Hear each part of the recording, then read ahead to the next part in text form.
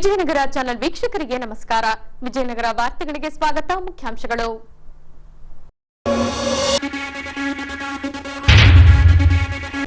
ನಗರದ ವಿವಿಧೆಡೆ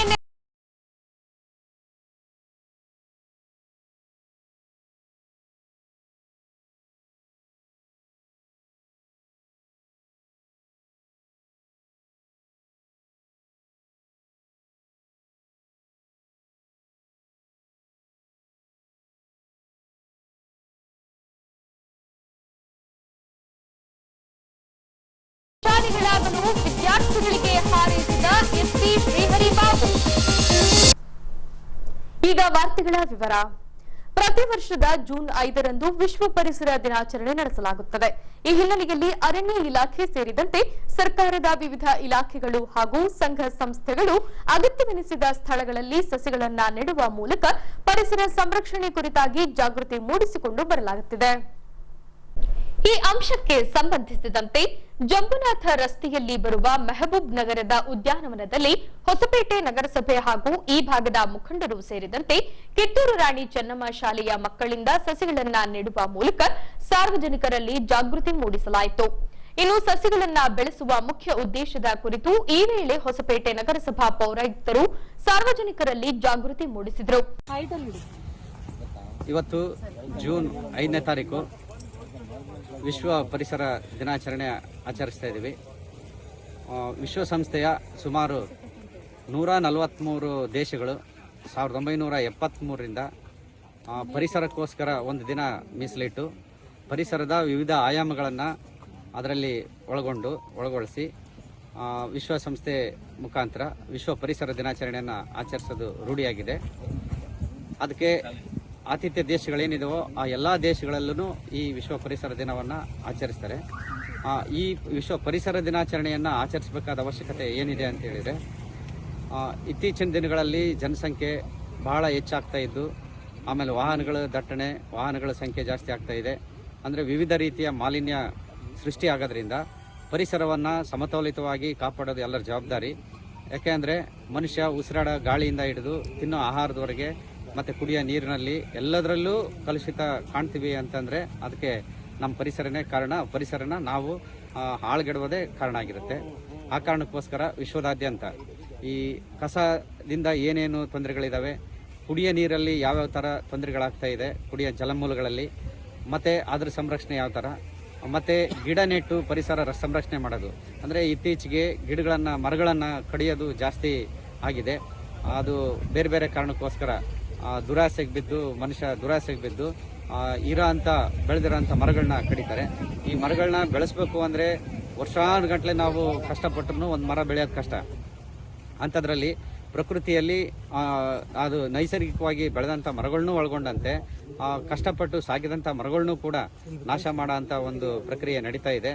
ಮತ್ತು ಭೂಮಿಯನ್ನು ಗಣಿ ಉದ್ಯಮದ ಜೊತೆ ಕೈ ಜೋಡಿಸಿ ಮತ್ತು ಬೇರೆ ಬೇರೆ ಕಾರಣಕ್ಕೋಸ್ಕರ ಗುಡ್ಡ ಬೆಟ್ಟಗಳನ್ನೆಲ್ಲ ನಾಶ ಮಾಡೋ ಅಂಥದ್ದು, ಮತ್ತು ಆ ಗಣಿ ಬಾಧಿತ ಪ್ರದೇಶಗಳನ್ನಾಗಿ ಮಾಡೋದು, ಅದರಿಂದ ಪರಿಸರ ಹಾಳು ಮಾಡೋದು, ಮತ್ತು ನಮ್ಮಲ್ಲಿ ಬೇರೆ ಬೇರೆ ಕಾರಣಕ್ಕೆ ಪರಿಸರ ಹಾನಿ ಏನುಂಟಾಗುತ್ತೆ.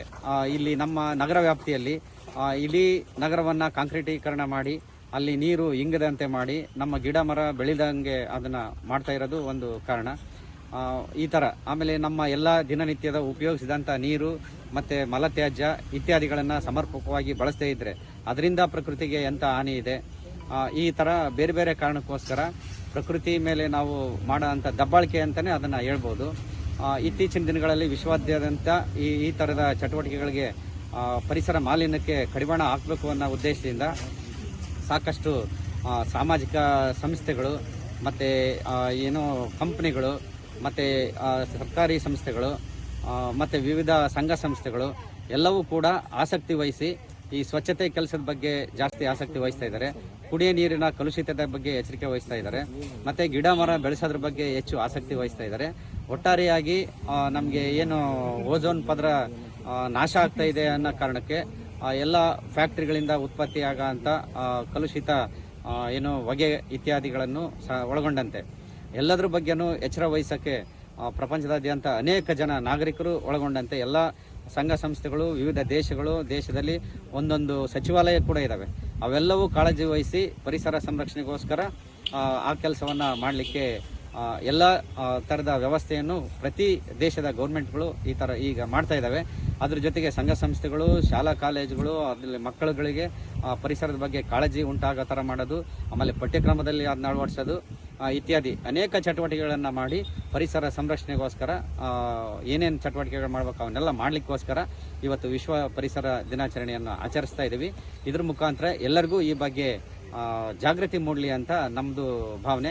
ಅದ್ರ ಜೊತೆಗೆ ಈ ಪಾರ್ಕಲ್ಲಿ ಖಾಲಿ ಇತ್ತು, ಹಾಗಾಗಿ ಈ ಪಾರ್ಕ್ ತುಂಬ ಗಿಡ ನೆಡೋದ್ರ ಮುಖಾಂತರ ಮತ್ತು ವಿವಿಧ ಭಾಗಗಳಲ್ಲಿ ನಮ್ಮಲ್ಲಿರೋ ಪಾರ್ಕು ಮತ್ತು ರಸ್ತೆ ಬದಿ ಎಲ್ಲೆಲ್ಲಿ ಖಾಲಿ ಜಾಗ ಇರುತ್ತೋ ಅಲ್ಲೆಲ್ಲ ಗಿಡ ಮರಗಳನ್ನ ನೆಟ್ಟು ಸಂರಕ್ಷಣೆ ಮಾಡೋದ್ರ ಜೊತೆಗೆ ನಮ್ಮ ಪರಿಸರವನ್ನು ಕಾಪಾಡಲಿಕ್ಕೋಸ್ಕರ ಎಲ್ಲರೂ ಶ್ರಮ ವಹಿಸಬೇಕಂತ ಕೋರ್ತಾ ನನ್ನ ಮಾತು ಮುಗಿಸ್ತೀನಿ. ನಮಸ್ಕಾರ.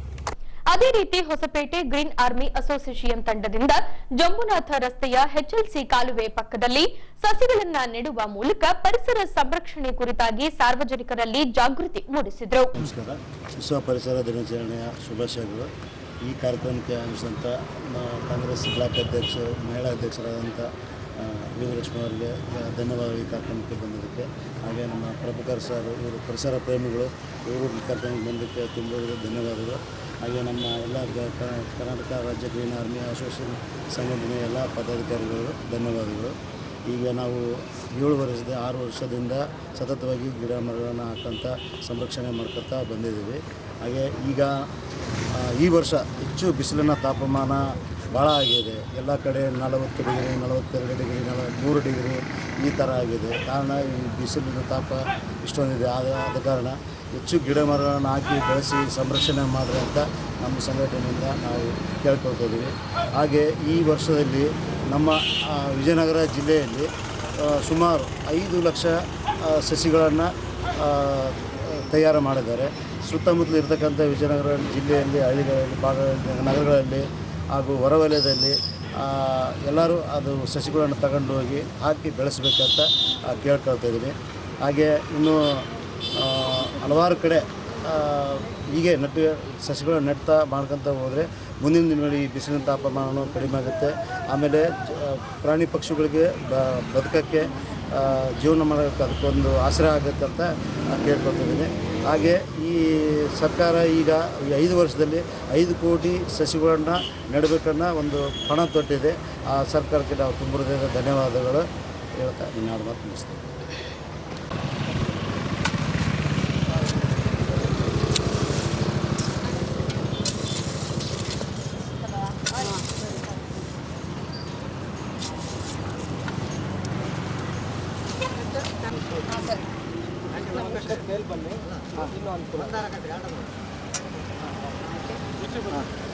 ಬರ್ರಿ ಮಂಜು, ಬಾ ಮಂಜು, ಬರ್ರಿ ಸರ್, ಎಲ್ಲಿ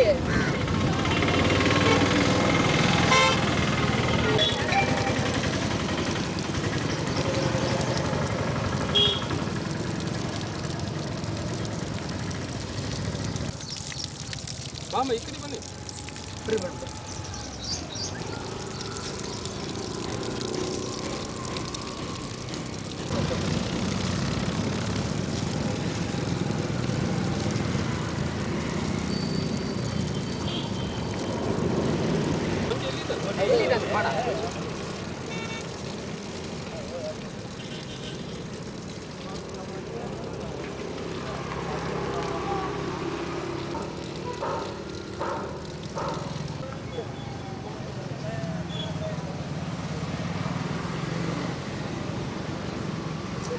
ಎಲ್ಲರಿಗೂ ನಮಸ್ಕಾರ.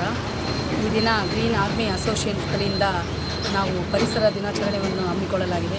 ಪ್ರತಿ ವರ್ಷ 7 ವರ್ಷದಿಂದ ಈ ಸಂಸ್ಥೆಯನ್ನು ಅವರು ನಡೆಸ್ತಾ ಇದ್ದಾರೆ ಅಂತ ಕೇಳಿದ್ವಿ.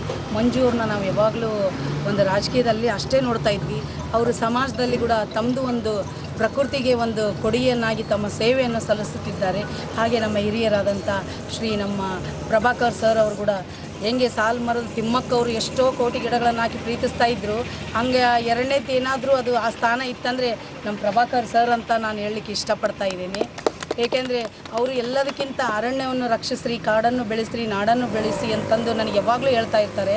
ನಾನು ನಿಮಗೆಲ್ಲ ಕೇಳ್ಕೊಳ್ಳೋದು ಅಂದರೆ ಈ ದಿನಗಳಲ್ಲಿ ಹಿಂದಿನ ದಿನಗಳಲ್ಲಿ ತಾವೆಲ್ಲ ನೋಡಿದ್ರಿ, ಬಿಸಿಲಿನ ತಾಪಮಾನ ಎಷ್ಟಾಯಿತು, ಮನೆಯಲ್ಲಿ ವಯಸ್ಕರು ಹಾಗೂ ಸನ್ ಸ್ಟ್ರೋಕ್ ಅಂತ ಬಂತು. ಆಮೇಲೆ ಈ ಪ್ರವಾಹಗಳು ಬಂದಾಗ ಅರಣ್ಯ ಮೇನು ನಮಗೆ ರಕ್ಷಣೆ ನೀಡ್ತಾ ಇತ್ತು. ಅವಾಗೆಲ್ಲ ಗಿಡಗಳಿಂದ ನೀರು ಸಂರಕ್ಷಣೆ ಆಗ್ತಾ ಇತ್ತು. ಈ ರೀತಿ ಪ್ರವಾಹ ಬಂದಾಗ ಮನೆಗಳು ಕುಸಿದು ಹೋಗ್ತಾ ಇದ್ದಿಲ್ಲ. ಒಂದೇ ಸಲ ನೀರಿನ ಅಭಾವ ಹೆಚ್ಚಾದಾಗ ಅದು ತಡೀತಿತ್ತು. ಅದಕ್ಕೆ ದಯವಿಟ್ಟು ನಾವು ಅರಣ್ಯವನ್ನು ಉಳಿಸ್ಬೇಕಂತಂದರೆ ಪ್ರತಿಯೊಬ್ಬರು ನಾವು ಹೇಗೆ ನಮ್ಮ ಮನೆಯಲ್ಲಿ 2 ಮಕ್ಕಳು 3 ಮಕ್ಕಳು ಅಂತೀವಿ, ಆಗ ಒಂದು ಗಿಡವನ್ನು ನಮ್ಮ ಮಗು ಎಂದು ಬೆಳೆಸ್ಕೊಂಡು ಅದಕ್ಕೆ ದಿನನಿತ್ಯ ನೀರು ಹಾಕುತ್ತಾ, ಊಟ ಹಾಕದೇ ಇದ್ದರೂ ಚಿಂತೆ ಇಲ್ಲ, ಅಟ್ಲೀಸ್ಟ್ ಅದಕ್ಕೆ ನೀರನ್ನು ಹಾಕಿ ಗೊಬ್ಬರವನ್ನು ಹಾಕಿ ಒಂದು ಮರವನ್ನು ನಾವು ಕೊಡುಗೆಯಾಗಿ ಕೊಟ್ಟು ಹೋಗಬೇಕು. ಬರಬೇಕಾದ್ರೂ ನಾವು ಏನು ತೊಗೊಂಡು ಹೋಗಲಿಲ್ಲ, ಹೋಗಬೇಕಾದ್ರೂ ನಾವು ಏನೂ ಇಲ್ಲ. ಅಟ್ಲೀಸ್ಟ್ ಹೋಗಬೇಕಾದ್ರೆ ಈ ಪ್ರಕೃತಿ ಸೊಗಸನ್ನು ನೋಡಬೇಕಂದ್ರೆ ಒಂದು ಮರವನ್ನು ನೆಡುವಂಥ ಕೆಲಸ ನಾವು ನೀವು ಎಲ್ಲರೂ ಸೇರಿ ಮುಂದಿನ ದಿನಗಳಲ್ಲಿ ಹೆಚ್ಚಿನ ಮಟ್ಟದಲ್ಲಿ ಮಾಡಲಿ. ಹಾಗೆ ನಮ್ಮ ಮಂಜು ಇನ್ನೂ ಹೆಚ್ಚಿನ ಮಟ್ಟದಲ್ಲಿ ಬೆಳೀಲಿ. ಯಾವಾಗಲೂ ನಾವು ಮಂಜುವಿನ ಜೊತೆಗೆ ನಮ್ಮ ಕೊನೆ ಉಸಿರಿರೋರಿಗೂ ಯಾವಾಗ ಅವರು ಬರ್ರಿ ಅಂತ ಕರೆದ ತಕ್ಷಣ ನಾವು ಅವ್ರಿಗೆ ಬೆನ್ನೆಲುಬಾಗಿ ನಾವು ನಿಂತ್ಕೊಂತೀವಿ ಅಂತ ಸಹೋದರ ಹೇಳಲಿಕ್ಕೆ ಇಷ್ಟಪಡ್ತಾ ಇದ್ದೀನಿ. ಜೈ ಹಿಂದ್, ಜೈ ಕರ್ನಾಟಕ. ಇನ್ನು ಗ್ರೀನ್ ಆರ್ಮಿ ತಂಡದ ಪರಿಸರ ಕಾಳಜಿಯ ಕುರಿತಾಗಿ ಪರಿಸರ ಪ್ರೇಮಿ ಪ್ರಭಾಕರ್ ರವರು ಖುಷಿ ವ್ಯಕ್ತಪಡಿಸಿದರು. ಶುಭಾಶಯಗಳು. ಆಮೇಲೆ ನಾನು ಪರಿಸರದ ಬಗ್ಗೆ ಮಾತಾಡಲಿಕ್ಕಿಂತ ಮುಖ್ಯವಾಗಿ ನಾನು ಗ್ರೀನ್ ಆರ್ಮಿ ಅಸೋಸಿಯೇಷನ್ ಬಗ್ಗೆ ಮಾತಾಡಲಿಕ್ಕೆ ಇಷ್ಟಪಡ್ತೇನೆ. ಸತತವಾಗಿ 7 ವರ್ಷಗಳಿಂದ ಅವರು ಗಿಡಗಳನ್ನು ಹಂಚೋ ಕೆಲಸವನ್ನು ಮಾಡ್ತಾ ಇದ್ದಾರೆ. ಗಿಡಗಳ ಹಂಚಿ ಹಾಗೆ ಸುಮ್ಮನೆ ಕೂಡಲ್ಲ, ಅವರು ಗಿಡಗಳ ಹಾಕೋ ಕಾರ್ಯಕ್ರಮ ಕೂಡ ಹಮ್ಮಿಕೊಂಡು ಅದು ಬೆಳೆದಿದೆಯಾ ಇಲ್ಲ ಅಂತ ಅದು ಪರಿರಕ್ಷಣೆ ಮಾಡುವಂಥ ಒಂದು ಕೆಲಸವೂ ಮಾಡ್ತಾ ಇದ್ದಾರೆ. ಅದಕ್ಕೆ ನೀರು ಹಾಕುವಂಥ ಕೆಲಸ ತೊಗೊಂಡು ಮತ್ತು ಯಾರ್ಯಾರಿಗೆ ಮನೆಗಳಿಗೆ ಕೊಟ್ಟಿರ್ತಾರೋ ಆ ಮನೆ ಮುಂದೆ ಹೋಗಿ ಅವರು ಅದನ್ನು ಸಂರಕ್ಷಣೆ ಮಾಡ್ತಾರಿಲ್ಲ ಇಲ್ಲ ಅಂತ ಒಂದು ಪ್ಲ್ಯಾನ್ ಹಾಕ್ಕೊಂಡು ಆ ಏರಿಯಾ ವೈಸ್ ಅವ್ರು ಹೋಗಿ ಅದನ್ನು ನೋಡಿ ಸಂರಕ್ಷಣೆ ಮಾಡ್ತಾ ಇದ್ದಾರೆ. ಇವ್ರ ಪರಿಸರಕ್ಕೆ ಇವ್ರ ಕೊಡುಗೆ ಅಪಾರವಾದದ್ದು. ನಿಜವಾಗ್ಲೂ ನಾನು ಒಬ್ಬ ಪರಿಸರವಾದಿಯಾಗಿ ಅವರಿಗೆ ನಾನು ಸೆಲ್ಯೂಟ್ ಮಾಡ್ತಿದ್ದೀನಿ. ಮಂಜು, ನಿಮ್ಮ ಟೀಮಿಗೆ ನಾನು ನಿಜವಾಗ್ಲೂ ಭಾಳ ಖುಷಿಯಾಗಿ ಸಂಗತಿ. ಇಡೀ ವರ್ಷ ಎಲ್ಲರೂ ಸಾಮಾನ್ಯವಾಗಿ ಏನು ಮಾಡ್ತಾರೆ, ಪರಿಸರ ದಿನಾಚರಣೆ ಜೂನ್ 5ನೇ ತಾರೀಕು ಮಾತ್ರ ಈ ಕೆಲಸ ಮಾಡ್ತಾರೆ. ಇವ್ರು ಹಂಗಲ್ಲ, 365 ದಿನ ಇಡೀ ವರ್ಷವನ್ನು ಈ ಕಾರ್ಯಕ್ರಮ ಹಮ್ಮಿಕೊಂಡು ಮಾಡ್ತಾ ಇದ್ದಾರೆ. ಈ ವರ್ಷ ಇನ್ನೂ ವಿಶೇಷವಾಗಿ ನಮ್ಮ ಯೋಗಲಕ್ಷ್ಮಿ ತಂಗಿಯರು, ಇವರು ಮಹಿಳಾ ಕಾಂಗ್ರೆಸ್ ಬ್ಲಾಕ್ ಕಾಂಗ್ರೆಸ್ ಅಧ್ಯಕ್ಷರಾಗಿರ್ತಾರೆ. ಅವ್ರ ಟೀಮ್ ಕೂಡ ಜೊತೆಗೆ ಬಂದಿದ್ದಾರೆ. ಇದೇನಂತಂದರೆ ಮಹಾಲಕ್ಷ್ಮಿ ಕೈ ಇಟ್ಟರೆ ಅದು ಅದ್ಭುತವಾದ ಸಕ್ಸಸ್ ಕಾಣ್ತದೆ. ಸೊ ಮಂಜು ಒಂದು ಒಳ್ಳೆ ಐಡಿಯಾ ಮಾಡಿ ಅವ್ರನ್ನೆಲ್ಲ ಕರೆಸಿ ಈ ಕಾರ್ಯಕ್ರಮ ಹಮ್ಮಿಕೊಂಡಿದೆ. ತಮ್ಮೆಲ್ಲರಿಗೂ ನನ್ನ ಪರವಾಗಿ ಧನ್ಯವಾದಗಳಮ್ಮ. ನೀವು ಎಲ್ರಿಗೂ ಒಳ್ಳೆ ಪರಿಸರದ ಕಾಳಜಿ ಮೂಡಿಸುವಂಥ ಕೆಲಸ ನೀವು ಮಾಡಬೇಕು. ನಿಮ್ಮ ಮನೆ ಮುಂದೆ ಕೂಡ ಒಂದೊಂದು ಗಿಡ ಆಗಿ ಪರಿರಕ್ಷಣೆ ಮಾಡೋದು ನೀವು ಬಂದಿರಂತಂದರೆ ಸಕ್ಸಸ್ ಆಗ್ತದೆ. ಯಾವುದೇ ಸರ್ಕಾರ ಕೂಡ ಅದೇ ಹೇಳ್ತದೆ, ಮಹಿಳೆಯರು ಇಂಪಾರ್ಟೆಂಟು, ಮಹಿಳೆಯರು ಮುಂದಿದ್ದರೆ ಎಲ್ಲ ಕೆಲಸ ಎಲ್ಲ ಆಗ್ತದೆ ಅಂತೇಳಿ ಮಾಡಿದ್ದಾರೆ. ನಿಜವಾಗ್ಲೂ ನಾನು ಮಂಜುನ ಮತ್ತೊಮ್ಮೆ ಸಾರಿ ಮನಪೂರ್ವಕವಾಗಿ ಅವ್ರಿಗೆ ನಾನು ದೊಡ್ಡವನಾಗಿರೋದ್ರಿಂದ ಅವ್ರಿಗೆ ನಾನು ಕಾಲು ಮುಗಿಯೋಕ್ಕಾಗಲ್ಲ, ಕೈ ಮುಗಿತಿದ್ದೀನಿ. ಧನ್ಯವಾದಗಳು ಮಂಜು, ಪರಿಸರಕ್ಕೆ ಇಷ್ಟಂತೂ ಕೊಡುಗೆ ಕೊಟ್ಟಿದ್ದೀರಿ. ತಮಗೆ ನಾನು ಮರೆಯಲಾರದು, ಹೆಮ್ಮೆಯಿಂದ ಹೇಳ್ತೀನಿ. ನಾನು ಹೊಸಪೇಟೆಯಲ್ಲಿ ಒಂದು ಒಳ್ಳೆ ಕಾರ್ಯಕ್ರಮ ಹಮ್ಮಿಕೊಂಡಿರೋದಕ್ಕೆ ಧನ್ಯವಾದಗಳು. Thank you very much. 2024ರ ಲೋಕಸಭಾ ಚುನಾವಣೆಯಲ್ಲಿ ಬಿಜೆಪಿ ಪಕ್ಷದಿಂದ ಚಿತ್ರದುರ್ಗದಿಂದ ಸ್ಪರ್ಧಿಸಿದ್ದ ಮಾದಿಗ ಸಮುದಾಯದ ಗೋವಿಂದ ಕಾರಜೋಳ ಹಾಗೂ ವಿಜಯಪುರದಿಂದ ಸ್ಪರ್ಧಿಸಿದ ರಮೇಶ್ ಜಿಗಜಣಗಿರವರು ವಿಜೇತರಾಗಿ ಲೋಕಸಭೆಗೆ ಆಯ್ಕೆಯಾಗಿದ್ದಾರೆ. ಈ ಭಾಗವಾಗಿ ಹೊಸಪೇಟೆಯ ಮಾದಿಗ ಸಮುದಾಯದಿಂದ ಸಿಹಿ ಹಂಚಿ ಸಂಭ್ರಮಾಚರಣೆ ನಡೆಸಿದರು. ಈ ಅಂಶಕ್ಕೆ ಸಂಬಂಧಿಸಿದಂತೆ ಜೈಭೀಂ ವೃತ್ತಕ್ಕೆ ಆಗಮಿಸಿದ ಹೊಸಪೇಟೆಯ ಮಾದಿಗ ಸಮುದಾಯದ ಮುಖಂಡರು ಸಿಹಿ ಹಂಚಿ ಪಟಾಕಿ ಸಿಡಿಸುವ ಮೂಲಕ ಪಕ್ಷಾತೀತವಾಗಿ ಸಂಭ್ರಮಾಚರಣೆ ನಡೆಸಿದರು.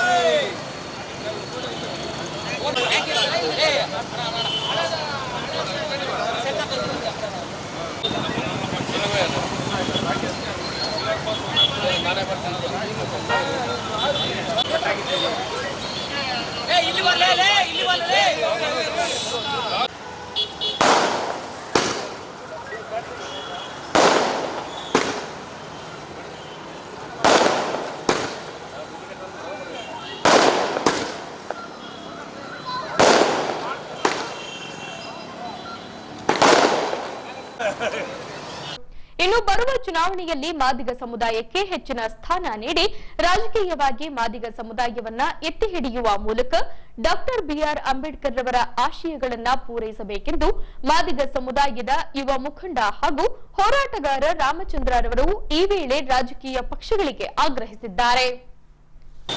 ಇಂದು ವಿಜಯನಗರ ಜಿಲ್ಲೆಯಲ್ಲಿ ನಮ್ಮ ಸಮಾಜದ ಹಿರಿಯ ರಾಜಕಾರಣಿಗಳಾಗಿರ್ತಕ್ಕಂಥ ರಮೇಶ್ ಜಿಗಜಿಣಗಿ ಅವರು ಹಾಗೂ ನಮ್ಮ ಗೋವಿಂದ ಕಾರಜೋಳ ಅವರು, ಮಾಜಿ ಉಪಮುಖ್ಯಮಂತ್ರಿಗಳಾಗಿರ್ತಕ್ಕಂಥ ಗೋವಿಂದ ಕಾರಜೋಳ ಅವರು ಇವತ್ತು ಚಿತ್ರದುರ್ಗ ಲೋಕಸಭಾ ಕ್ಷೇತ್ರದಿಂದ ಮತ್ತು ವಿಜಯಪುರ ಲೋಕಸಭಾ ಕ್ಷೇತ್ರದಿಂದ ಇವತ್ತು ಆಯ್ಕೆಯಾಗಿದ್ದಾರೆ.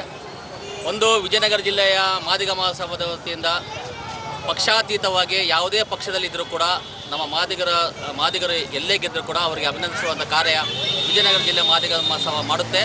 ಅದೇ ರೀತಿಯಾಗಿ ಇವತ್ತು ಚಿತ್ರದುರ್ಗ ಮತ್ತು ವಿಜಯಪುರದ ಲೋಕಸಭಾ ಸದಸ್ಯರಾಗಿರ್ತಕ್ಕಂಥ ರಮೇಶ್ ಜಿಗಜಿಣಗಿ ಅವರು ಮತ್ತು ಗೋವಿಂದ ಕಾರಜೋಳ ಅವರು ಇವತ್ತು ಗೆದ್ದಿದ್ದಾರೆ. ಅವರನ್ನು ಅಭಿನಂದಿಸುವ ಕಾರ್ಯಕ್ರಮ ಮತ್ತು ಅವರಿಗೆ ಶುಭಾಶಯ ಕೋರುವಂಥದ್ದು ನಮ್ಮ ಇಡೀ ವಿಜಯನಗರ ಜಿಲ್ಲೆಯ ಸಮಸ್ತ ಮಾದಿಗ ಬಾಂಧವರು ಇವತ್ತು ನಾವು ಅವರಿಗೆ ಅರ್ಪಣೆ ಮಾಡ್ತಾ ಇದ್ದೇವೆ. ಇದ್ರ ಜೊತೆಯಲ್ಲಿ ಇನ್ನೊಬ್ಬರು ಸಹ ನಮ್ಮ ಮಾದಿಗ ಸಮುದಾಯದಿಂದ ಆಯ್ಕೆ ಆಗಬೇಕಿತ್ತು. ಕೋಲಾರ ಕ್ಷೇತ್ರದಿಂದ ಅಲ್ಲಿನ ಮನುವಾದಿಗಳ ಕುತಂತ್ರದಿಂದ ನಮ್ಮ ಸಮುದಾಯದ ಒಬ್ಬರು ಇವತ್ತಲ್ಲಿ ಸೋತಿದ್ದಾರೆ.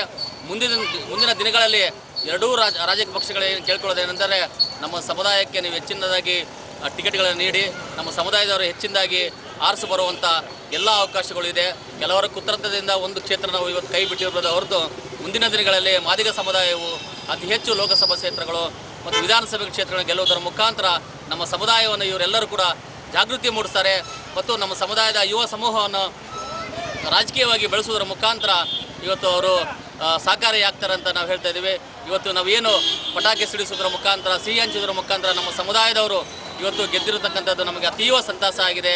ನಾವು ಮುಂದಿನ ಕೇಂದ್ರ ಸರ್ಕಾರದಲ್ಲಿ ಯಾವುದೇ ಪಕ್ಷದ ನೇತೃತ್ವ ಇದ್ದರೂ ಕೂಡ ಸಹ ನಾವು ಆ ಒಂದು ಕೇಂದ್ರ ಸಚಿವ ಸಂಪುಟದಲ್ಲಿ ಕ್ಯಾಬಿನೆಟ್ ದರ್ಜೆಯ ಸಚಿವರಾಗಿ ನಮ್ಮ ಮಾಜಿ ಮುಖ್ಯಮಂತ್ರಿಗಳಾಗಿರ್ತಕ್ಕಂಥ ಗೋವಿಂದ ಕಾರಜೋಳ ಸಾಹೇಬ್ ಅವರಿಗೆ ಕೊಡಬೇಕಂತೇಳಿ ಈ ಮೂಲಕ ಒತ್ತಾಯಿಸ್ತಾ ಮತ್ತೊಮ್ಮೆ ನಾವು ಗೋವಿಂದ ಕಾರಜೋಳ ಅವರಿಗೆ ಮತ್ತು ರಮೇಶ್ ಜಿಗಜಿಣಗಿ ಅವರಿಗೆ ಶುಭಾಶಯನ ಕೋರ್ತಾ ನಾವು ಈ ಸಿಹಿ ಸಂಭ್ರಮವನ್ನು ಆಚರಣೆ ಮಾಡ್ತಾ ಇದ್ದೇವೆ. ನಮಸ್ಕಾರ. ವಿಜಯನಗರ ಜಿಲ್ಲಾ ಮಾದಿಗರ ಮಹಾಸಭಾ ಅಧ್ಯಕ್ಷರು ರಾಮಚಂದ್ರ. ಹೊಸಪೇಟೆ ನಗರದ ಪ್ರೌಢದೇವರಾಯ ತಾಂತ್ರಿಕ ಮಹಾವಿದ್ಯಾಲಯದಲ್ಲಿ ಪ್ರಸಕ್ತ ಸಾಲಿನ ಕ್ರೀಡಾ ದಿನಾಚರಣೆ ಕೈಗೊಳ್ಳಲಾಗಿತ್ತು. ಈ ಭಾಗವಾಗಿ ವಿವಿಧ ಕ್ರೀಡೆಗಳಲ್ಲಿ ಜಯಿಸಿದ ವಿದ್ಯಾರ್ಥಿಗಳಿಗೆ ಕಪ್ ಹಾಗೂ ಪ್ರಶಸ್ತಿ ಪತ್ರ ನೀಡಿ ಪ್ರೋತ್ಸಾಹಿಸಲಾಯಿತು. ಹೀಗೆ ಪಿಡಿಐಟಿ ಕಾಲೇಜಿನಲ್ಲಿ ಕೈಗೊಂಡಿದ್ದ ಕ್ರೀಡಾ ದಿನಾಚರಣೆಯನ್ನ ವೇದಿಕೆ ಮೇಲಿನ ಗಣ್ಯರು ಹಾಗೂ ಪಿಡಿಐಟಿ ಕಾಲೇಜು ಆಡಳಿತ ಮಂಡಳಿಯಿಂದ ದೀಪ ಬೆಳಗಿಸುವ ಮೂಲಕ ಉದ್ಘಾಟಿಸಲಾಯಿತು. ಬಳಿಕ ವಿವಿಧ ಕ್ರೀಡೆಯಲ್ಲಿ ಸಾಧನೆಗೈದು ವಿಜೇತರಾದ ವಿದ್ಯಾರ್ಥಿಗಳಿಗೆ ಗಣ್ಯರಿಂದ ಪ್ರಶಸ್ತಿ ಪತ್ರ ನೀಡಿ ಪ್ರೋತ್ಸಾಹಿಸಲಾಯಿತು. ಬಳಿಕ ವಿಜಯನಗರ ಜಿಲ್ಲಾ ಪೊಲೀಸ್ ವರಿಷ್ಠಾಧಿಕಾರಿ ಶ್ರೀಹರಿ ಬಾಬುರವರು ಮಾತನಾಡಿ, ಕಾಲೇಜ್ ಡೇಸ್ಗಳು ನಮ್ಮ ಜೀವನದಲ್ಲಿ ಬರುವ ಮುಂದಿನ ಚಾಲೆಂಜಿಂಗ್ ದಿನಗಳಾಗಿರುತ್ತವೆ. ಸ್ವಂತ ಬಲದ ಮೇಲೆ ನಿಲ್ಲಲು ತಯಾರಿ ದಿನಗಳೇ ಕಾಲೇಜ್ ದಿನಗಳು. ಮುಂದಿನ ಭವಿಷ್ಯದಲ್ಲೂ ಕೂಡ ಜಯಶಾಲಿಗಳಾಗಿರೆಂದು ವಿದ್ಯಾರ್ಥಿಗಳಲ್ಲಿ ಕರೆ ನೀಡಿದರು. ಕಾಲೇಜ್ ಡೇಸ್ ಒಂದ್ಸಲಿ ಪಾಸ್ ಆಗಿ ಹೋದ್ಮೇಲೆ ಮತ್ತೆ ಸಿಗಲ್ಲ. ಹಾಗಂದ್ಬಿಟ್ಟು ಫೇಲ್ ಹಾಕೊಂಡು ಇಲ್ಲೇ ಕೂರಕ್ಕೂ ಆಗಲ್ಲ. These are all our preparation day. ಮುಂದಿನ ನಮಗೆ ಜೀವನದಲ್ಲಿ ಬರುವಂತಹ ಒಂದು ಚಾಲೆಂಜಿಂಗ್ ಡೇಸ್ಗೆ ಈ ಕಾಲೇಜ್ ಡೇಸ್ಗಳು ನಮ್ಮ ತಯಾರಿ ದಿನಗಳು. ಮುಂದೆ ನಿಮ್ಮ ಸ್ವಂತ ಶಕ್ತಿ ಮೇಲೆ, ಸ್ವಂತ ಬಲದ ಮೇಲೆ ನೀವು ನಿಲ್ಬೇಕಾಗ್ತದೆ. ನೀವೇನು ಅಂತೇಳಿ ನೀವು ಪ್ರೂವ್ ಮಾಡಬೇಕಾಗತ್ತೆ. ಇವತ್ತು ನಿಮ್ಮ ತಂದೆ ಹೆಸರಿಂದ ನಿಮ್ಮನ್ನ ಗುರುತಿಡಿತಾ ಇರ್ತಾರೆ. ಮುಂದೆ ಯಾವ ರೀತಿ ನೀವು ಗುರುತು ಮಾಡಬೇಕು ಅಂತ ಹೇಳಿದ್ರೆ ನಿಮ್ಮ ಹೆಸರು ಹೇಳಿ ನಿಮ್ಮ ತಂದೆಯವ್ರ ಹೆಸರು ಹೇಳ್ಬೇಕು. ಅವಾಗ ನಿಮ್ಮ ಹೆತ್ತವರಿಗೆ ಖುಷಿ ಆಗುವಂತ ಒಂದು ಕೆಲಸ ಆಗ್ತದೆ. ನಮಗೆ college days are golden days ಅಂತ ಹೇಳ್ತಾನೆ ಬರ್ತಿದ್ರು. ಸೊ ಬಟ್ ಕಾಲೇಜಲ್ಲಿ ಇದ್ದಾಗ ಏನು ಗೋಲ್ಡನ್ ಡೇಸು, ನಮಗೆ ಇಷ್ಟು ರಿಸ್ಟ್ರಿಕ್ಷನ್ಸು, ಎಕ್ಸಾಮ್ಸು,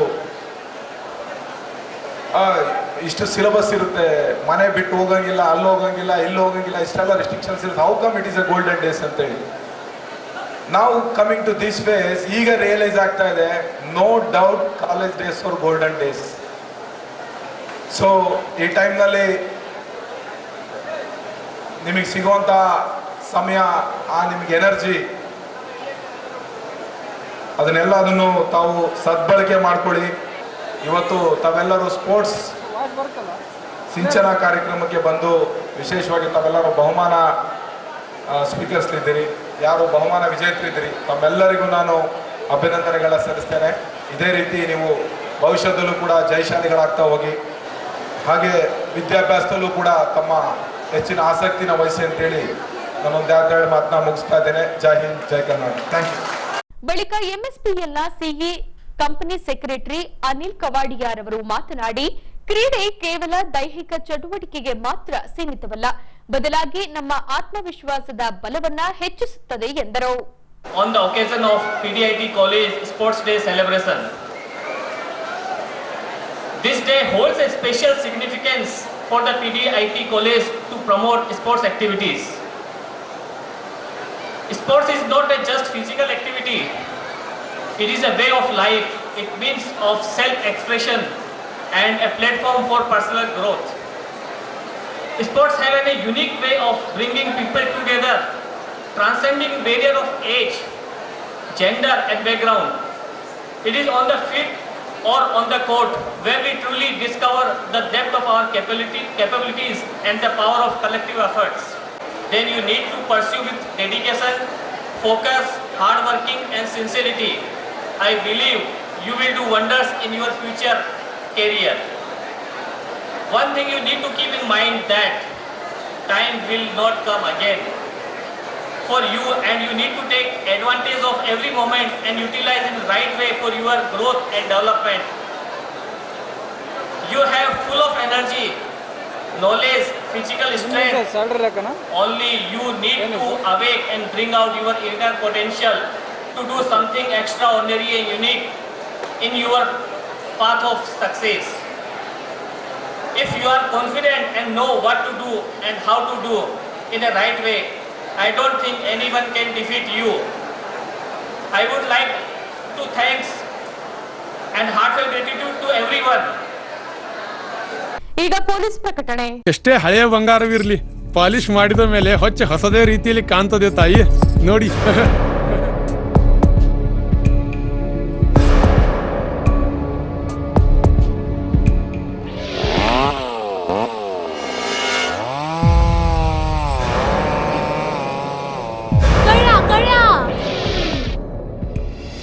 ತಾಯಿ, ನಿಮ್ ಮೈ ಮೇಲೆ ಅದೋ ಹೊಲಸು ಬಿದ್ದಿದೆ.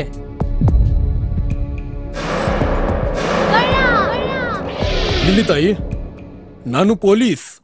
ಅಲ್ಲಿ ಮುಂದೆ ದಾರಿಲಿ ದೊಡ್ಡ ಗಲಾಟೆ ಆಗಿದೆ, ಮತ್ ನೀವು ಇಷ್ಟೆಲ್ಲ ಒಡವೆ ಹಾಕೊಂಡು ತಿರುಗಾಡ್ತಾ ಇದ್ದೀರಾ. ಈ ಒಡವೆಗಳನ್ನ ಈ ವಸ್ತ್ರದಲ್ಲಿ ಕಟ್ಟಿ ಪರ್ಸ್ನಲ್ಲಿ ಇಡಿ. ಹಾಕಿ ಪರ್ಸ್ನಲ್ಲಿ ಇಡೋಣ. ಅಲ್ಲೇ ಮುಂದ್ಗಡೆ ಆಗಿದೆ. ಇದು ತಗೊಳ್ಳಿ ತಾಯಿ, ನಾನು ಬರ್ತೀನಿ. ಈ ಕಡೆಯಿಂದ ಹೋಗಿ.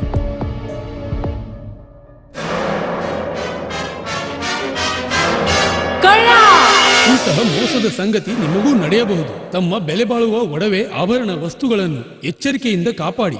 ಯಾವುದೇ ಮಾತುಗಳಿಗೆ ಮರುಳಾಗಬೇಡಿ. ಸಂಶಯಾಸ್ಪದ ರೀತಿಯಲ್ಲಿ ಯಾರಾದರೂ ಕಂಡು ಬಂದರೆ ಸಮೀಪದ ಪೊಲೀಸ್ ಠಾಣೆಯನ್ನು ಸಂಪರ್ಕಿಸಿ. ಈಗ ಕೊನೆಯಲ್ಲಿ ಮತ್ತೊಮ್ಮೆ ವಾರ್ತೆಗಳ ಮುಖ್ಯಾಂಶಗಳು.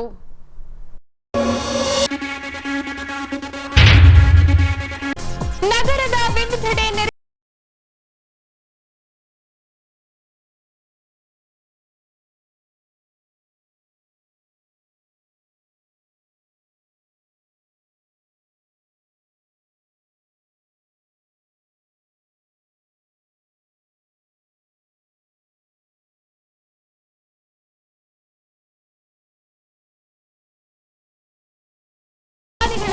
ವಿದ್ಯಾರ್ಥಿಗಳಿಗೆ ಹಾರೈಸಿದ ಎಸ್ಪಿ ಶ್ರೀಹರಿಬಾಬು. ಇಲ್ಲಿಗೆ ವಾರ್ತಾ ಪ್ರಸಾರ ಮುಕ್ತಾಯವಾಯಿತು. ದೈನಂದಿನ ಆಗುಹೋಗುಗಳ ಮಾಹಿತಿಗಾಗಿ ವೀಕ್ಷಿಸಿ ವಿಜಯನಗರ ಸುದ್ದಿವಾಹಿನಿ. ನಾನು ತೇಜಸ್ವಿನಿ ಪಿ ಪಾಟೀಲ್. ನಮಸ್ಕಾರ.